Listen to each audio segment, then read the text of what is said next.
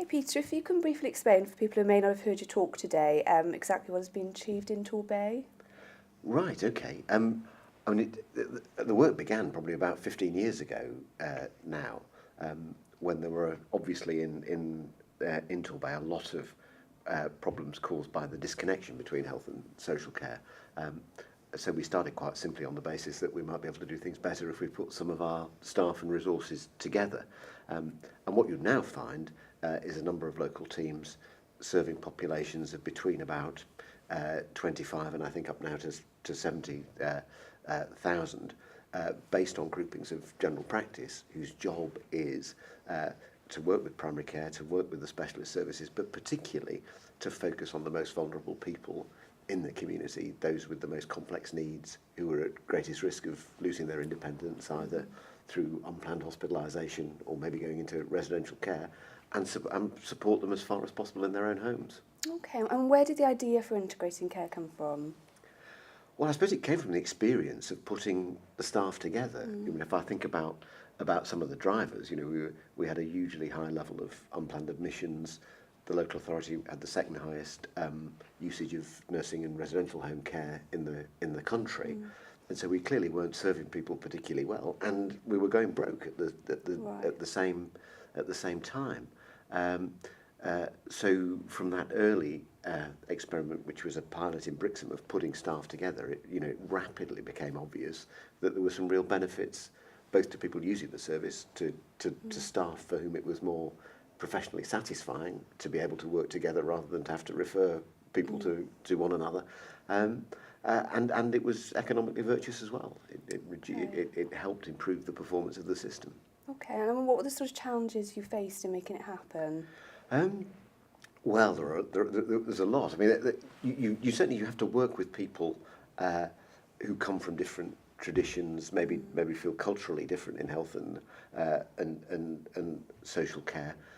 Though I do think on occasions that can be overstated, and then you have to change a lot of your systems of working if you're really serious about putting things together and about simplifying some of your processes. It does mean changing what in some cases have been quite time-honoured ways of working. And just to give you an example, I mean, the district nurses and the social workers are now all based together in the same office, whereas previously some of the nurses were based in GP practices, and there was some understandable reluctance to change that. Yeah. But I think most people now would say that the benefits of that change outweigh any of the pain that was involved in doing it. Okay, I mean, that's probably leads on to my next question. Was it easy to get colleagues on board, or was there sort of resistance at first to the changes? I mean, it wasn't universally welcome, but I think the majority of people believed it was the right thing to do. And I think we were helping them because we decided to talk about what we were doing from the point of view of the people receiving the service. So we talked about, and if you go back to Torbay now, people still talk about Mrs. Smith, hypothetical, but typical older person with a complex mix of health and social care needs, and we always tried to put her and people like her at the centre of what we were doing. And I think if you can create a narrative, if you can tell a story that's about the benefits to the person, then it's very difficult to argue against it. Whereas if you come along and say, I've got a wonderful joint commissioning strategy, then important though that is, most people's eyes will glaze over at that point. So tell the story from the point of view of the person who needs care and support, and try and articulate how you're going to improve their experience. So what would you say were the main benefits for patients in the way that changing the services are coordinated and delivered?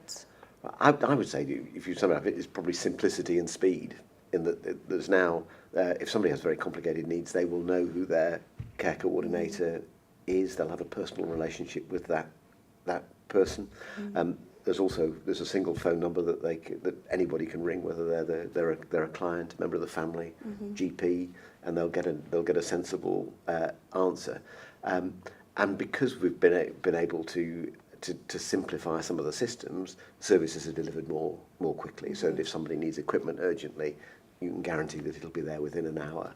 And if they need domiciliary care urgently, again, you can guarantee that it can be made available that day if necessary. And I think service users want that sort of response, and I think we owe them that sort of response. And in what ways did you get feedback from staff and patients about how the new system was working?